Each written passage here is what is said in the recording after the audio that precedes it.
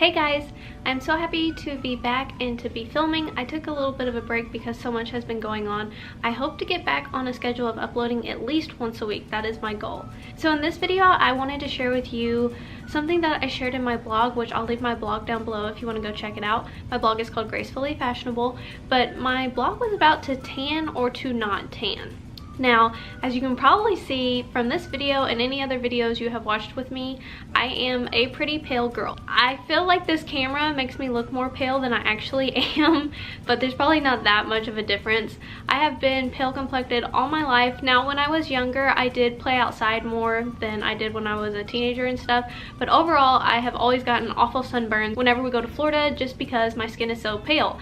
I usually have to wear like SPF 100 on my face, and I put like SPF 75 on my body. Now that I'm older, I kind of realized that usually about SPF 30 you're safe, but back then I didn't know. But once again, I am not a medical professional, so you still probably want to check with your doctor if you get real bad sunburns.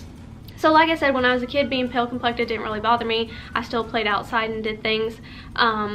I do get sunburns, and a lot of times on my face I will get freckles, but then they'll eventually just go away once summer is gone. I started to notice my skin more as I became a teenager, because when you become a teenager, you start watching all those shows, start watching more like TV and actually caring about like movie stars and stuff, and you start reading magazines, and I noticed that everybody seemed to have that perfect Hollywood tan, that golden glow that everybody wanted. My best friend growing up and even my sister, they tanned perfectly. They just had to go outside, instant tan, no sunburn. Where I often got teased, and I got teased more and more as I got older and got more into school. Sometimes it bothered me, sometimes it didn't, but eventually I started going to the tanning bed.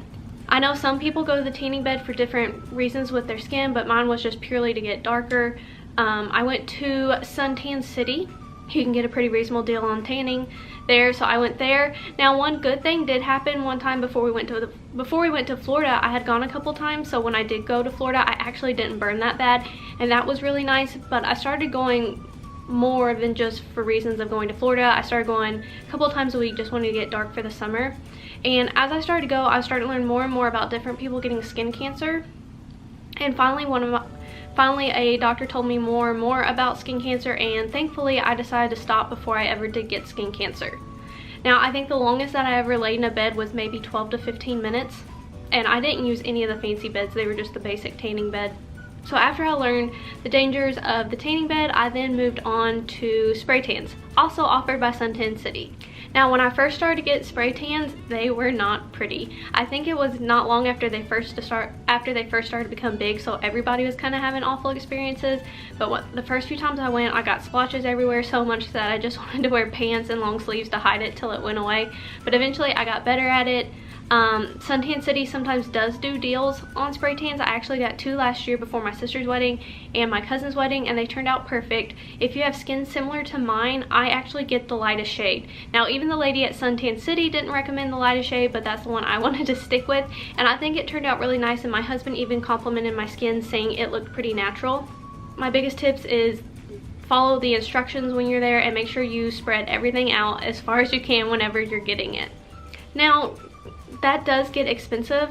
I think sometimes you can get a deal with it, but still it kind of gets expensive, and I didn't want to keep doing that anymore. Also, I don't really know what's in those spray tans, so I eventually switched to self tanner you buy at the store. The best one I found is the Jergens, and that's one I've actually used some last year. It's the Jergens self tanner, and I just applied it every other night. Another good one is Banana Boat, but I don't really want to pay too much more than that. I know there's some fancier ones you can get, but like I just said, I don't want to pay too much for that. And honestly, eventually, there's a few summers I actually did self-tanner most of the summer. It got kind of old having to put that lotion on all the time. I tried to do every other day, but even then I got tired doing it. Jergens does last a couple of days, but eventually it starts to fade, and then it looks kind of weird on your feet. And I just got tired of trying to have to keep my skin up all the time on looking darker. Also, once again, I don't know what's in those things, and I don't really know if they're really great for your skin. So eventually, I don't know if it was just out of me being lazy or the fact that I was just too tired, I kind of stopped applying it, and I have just been accepting my skin ever since. I actually I actually got comments from this one older lady in my church growing up, and she said that I will be super thankful for my skin when I get older, and I'm starting to realize that more and more.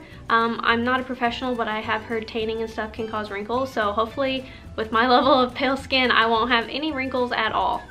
So I'm making this video because I kind of just want to share with other girls, other pale girls like myself, that one of the greatest things we can do is just accept our skin color and be thankful for the beauty that God has given each of us. He made each of us unique and beautiful in our own way. It takes time. It's not something that you can just flip a switch, because if you were sensitive about it, kind of like I was, it just takes time to finally accept it. But since I've learned to accept it, I've learned different colors really look nice on my skin, like blues, purples, pinks. All those seem to look really nice, which is good for the upcoming spring and summer weather. And just realize that we don't have to look like people in Hollywood. That is not the standard of perfect or beautiful.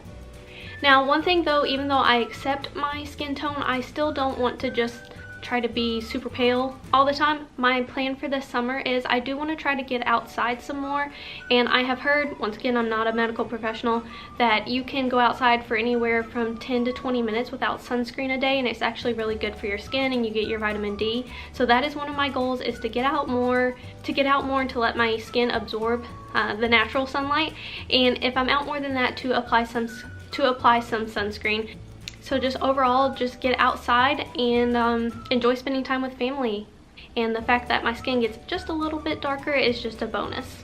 Most importantly, just know that you are most beautiful being yourself. So I hope you guys enjoyed this video. If you did, just give it a thumbs up and subscribe. Bye guys!